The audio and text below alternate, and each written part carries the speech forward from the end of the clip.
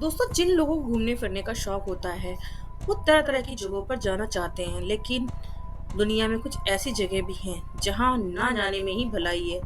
ऐसे ही कुछ हॉन्टेड जगहों में से एक है मैक्सिको का ला इस्ला डेला म्यूनिकेस द्वीप।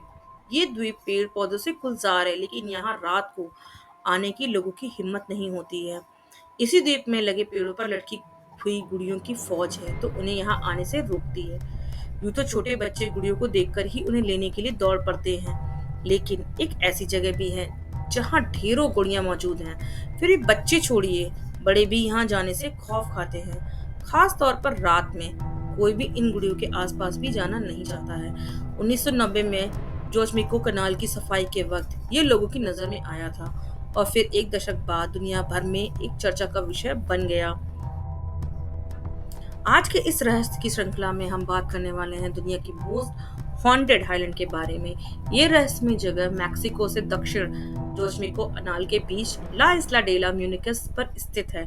यहाँ आपको कई डरावनी गुड़ियां पेड़ों पर लटकी हुई दिखेंगी।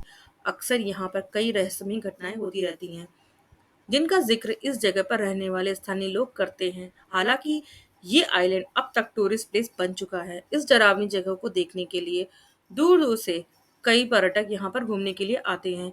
यहाँ के स्थानीय लोगों की माने तो ये गुड़ियां आपस में एक दूसरे के साथ कानाफूसी करती हैं, रहस्यमय ढंग से अपनी आंखों को हिलाती हैं, जिन्हें देखने के बाद कोई भी व्यक्ति आसानी से डर सकता है।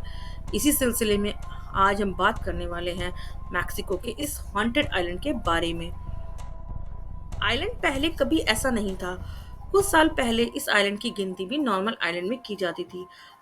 अचानक 2001 में कुछ ऐसा हुआ जिसने इस जगह को हॉन्टेड आइलैंड में बदल दिया। कुछ रिपोर्ट्स की माने तो साल 2001 में डॉन जूलियन इस जगह का केयरटेकर हुआ करता था। अचानक साल 2001 में डॉन जूलियन की मौत हो गई। तब से इस स्थान की गिनती डरावनी जगहों में की जाती है। स्थानीय लोगों की माने तो आइलैंड पर टंगी इन गुड़ियों में एक बच्ची की आत्मा है।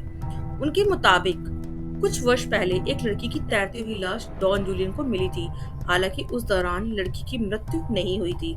डॉन जूलियन ने इस लड़की को बचाने की काफी कोशिश की, पर वह उसको बचा नहीं सका। बच्ची की मौत के कुछ समय बाद एक गुड़िया की लाश बहते हुए आई। जॉन डुले ने इस गुड़िया को बच्ची समझकर उसे वहीं पर बांध कर लटका दिया जहां पर उस बच्ची की मौत हुई थी। स्थानीय लोगों के अनुसार उस घटना के बाद जूलियन को कई गुड़ियां और मिलती रहीं।